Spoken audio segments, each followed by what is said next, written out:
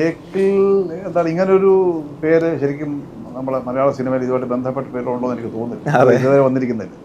അപ്പോൾ നമ്മുടെ ഓഡിയൻസ് തീർച്ചയായിട്ടും മനസ്സിൽ കരുതുന്നുണ്ട് എന്താ കേക്ക് സ്റ്റോറി, എന്തായിരിക്കും കേക്ക് സ്റ്റോറി എന്ന് പറയുന്നത്, കുറേ കേക്ക് തിന്നുന്നതായിരിക്കും എന്നൊക്കെ പല രീതിയിൽ തോന്നാമല്ലോ. അപ്പോൾ അത് ശരിക്കും കേക്ക് സ്റ്റോറി, കേക്കിനകത്തൊരു സ്റ്റോറി ഉണ്ട്.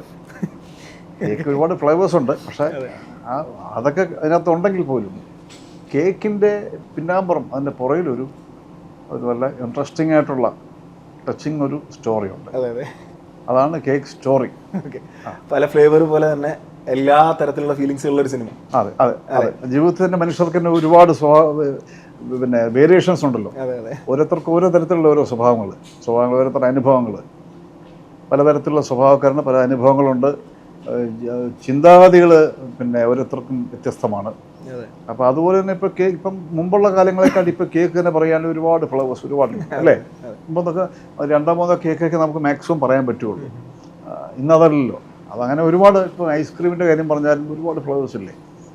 അപ്പോൾ അതുപോലെ കേക്കിനെ സംബന്ധിച്ച് കേക്ക് എപ്പോഴും എല്ലാവരുടെയും മനസ്സിൽ ഒരു സന്തോഷം പകരുന്ന ഒരു ഭക്ഷണ പദാർത്ഥമാണ് കേക്ക്. അപ്പോൾ അത് ആ സന്തോഷത്തിലും ഒരു പ്രയാസം ഉണ്ടാകും അല്ലേ. നമ്മൾ ഒരാൾ ചിരിച്ചൊരാളെ കണ്ടു കഴിഞ്ഞാൽ അയാളെന്ത് ഹാപ്പി ആയിട്ട് നടക്കുന്നു എന്ന് പറയും, അയാൾ എപ്പോഴും വളരെ പ്ലസൻ്റാണ്. പക്ഷേ അയാളുടെ അടുത്ത് കഴിയുമ്പോൾ അയാളുടേതായ ചില പ്രയാസങ്ങളും കാര്യങ്ങളും ചില പ്രശ്നങ്ങളോ കാര്യങ്ങളൊക്കെ അയാൾക്കുണ്ടാവും. എന്ന് പറഞ്ഞതുപോലെ കേക്ക് സന്തോഷകരമായ കാര്യം കഴിക്കാൻ ഇൻട്രസ്റ്റ് ആണെങ്കിലും അതിൻ്റെ പുറകിൽ ചില നല്ലതും ചീത്തയും സന്തോഷവും ദുഃഖവും ചില സംഭവങ്ങളുണ്ട്. അതാണ് എൻ്റെ അടിസ്ഥാനം കേക്ക് സ്റ്റോറി.